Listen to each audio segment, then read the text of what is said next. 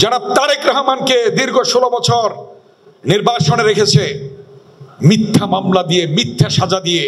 যে ব্যক্তি স্বনির্ভর বাংলাদেশ দেখতে চেয়েছিলেন, যে ব্যক্তি গণতান্ত্রিক বাংলাদেশ দেখতে চেয়েছিলেন, যে ব্যক্তি মাঠে ঘাটে পথে প্রান্তরে গ্রামে গঞ্জে গিয়ে একটি উদ্যোগ, একটু চেষ্টা এনে দেবে সচ্ছলতা, দেশে আসবে স্বনির্ভরতা, এই স্লোগান নিয়ে মাথায় মাতলা নিয়ে গরু ছাগল হাঁস মুরগি ঘাস তরি তরকারির বীজ যিনি গ্রামে গঞ্জে নিজে ছড়িয়ে দিয়েছেন স্বনির্ভর বাংলাদেশের জন্যে, যে বাংলাদেশ জিয়াউর রহমান স্বনির্ভর বাংলাদেশের স্বপ্ন দেখেছিলেন, খালেদা জিয়া স্বপ্ন দেখেছিলেন, তারেক রহমানও সেই স্বপ্ন দেখেছিলেন, তাকে ষড়যন্ত্রমূলকভাবে নির্বাসনে রেখেছে।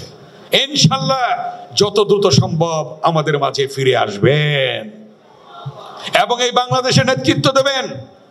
সেজন্য আজকে আন্দোলনকারী সকল সংগঠনকে ঐক্যবদ্ধ থেকে গণতন্ত্র পুনরুদ্ধারের পথে ধাবিত হতে হবে, ঐক্যবদ্ধ থাকতে হবে। এবং জাতীয়তাবাদী ছাত্রদল আজকে যেটা শুরু করেছে, যেটা জিয়াউর রহমান শুরু করেছিল, ছাত্রদলের ডাকসু, ক্ষমতায় থাকা অবস্থায় ডাকসু নির্বাচন হয়েছিল, 4টি পদ পেয়েছিলাম আমরা ডাকসুতে 1979 সালে। সেই ডাকসু ছাত্ররা বলেছিল আমরা পূর্ণ প্যানেলে নিয়ে নেব। কিভাবে নেব?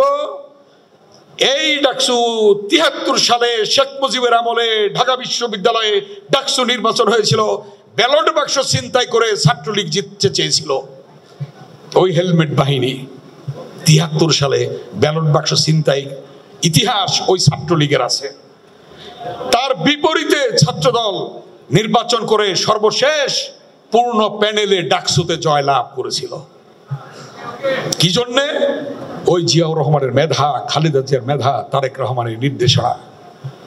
তাই আজকে জাতীয়তাবাদী ছাত্রদলের সভাপতি, সাধারণ সম্পাদক রাকিব এবং নাসিরকে বলবো যে তোমাদের নেতৃত্বে ইনশাআল্লাহ এই ছাত্রদল যেটা তোমরা শুরু করেছ এটা চলতেই থাকবে এবং বাংলাদেশের সর্ববৃহৎ ছাত্র সংগঠন হিসেবে অতীতেও ছিল, এখনো আছে, ভবিষ্যতেও থাকবে ইনশাআল্লাহ। এবং শত আন্দোলনের সূতিকাগার এই ঢাকা বিশ্ববিদ্যালয়ের অপরাজয় বাংলা, এই অপরাজয় বাংলায় দাঁড়িয়ে তোমরা শপথ নেবে, ছাত্রদল শপথ নেবে ইনশাআল্লাহ বাংলাদেশে গণতন্ত্র পুনরুদ্ধারের জন্য অকাতরে তোমাদের সাথে যদি আমাদেরকে জীবন দিতে হয় আমরা জীবন দেওয়ার জন্য প্রস্তুত আছি।